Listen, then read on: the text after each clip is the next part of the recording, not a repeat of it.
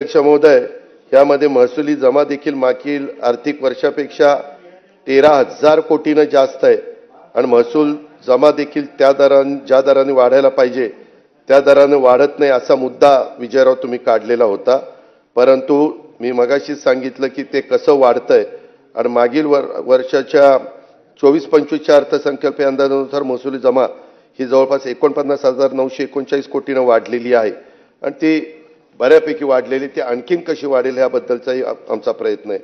अध्यक्ष महोदय, विरोधी पक्ष नेते आणि विरोधी पक्ष आणि सत्ताधारी पक्ष हे लोकशाहीचे दोन स्तंभ आहेत। या स्तंभावर लोकशाही उभी आहे। विरोधी पक्ष नेते म्हणून निश्चितपणे विजयरावांनी काही भाषणामध्ये चांगले मुद्दे मांडलेले आहेत, चांगल्या सूचना केलेल्या आहेत, त्यांना तितकाच सकारात्मक प्रतिसाद देण्याची आमची महायुतीच्या सरकारची भूमिका आहे।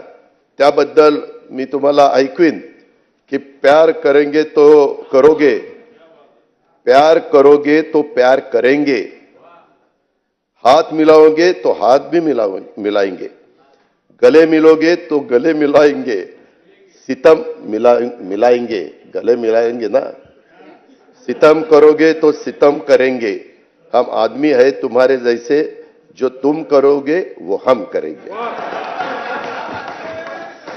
अध्यक्ष महोदय, अरे आता बघा, आता चांगला मूड झाला तरी वाईट वाटतंय, काय कठीणच आहे बाबा।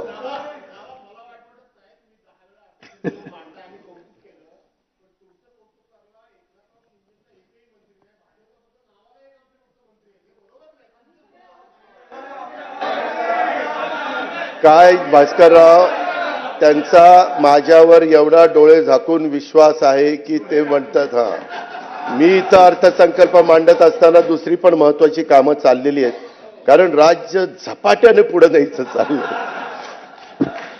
अध्यक्ष महोदय,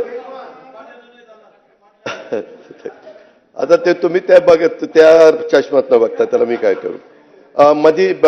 अध्यक्ष महोदय, काही सन्माननीय सदस्यांनी अंतरिम अर्थसंकल्प अतिरिक्त अर्थसंकल्प याच्याबद्दल पण थोडासा ओहापोह सन्माननीय ज्येष्ठ सदस्य पृथ्वीराज बाबा चव्हाण साहेबांनी त्या ठिकाणी केला।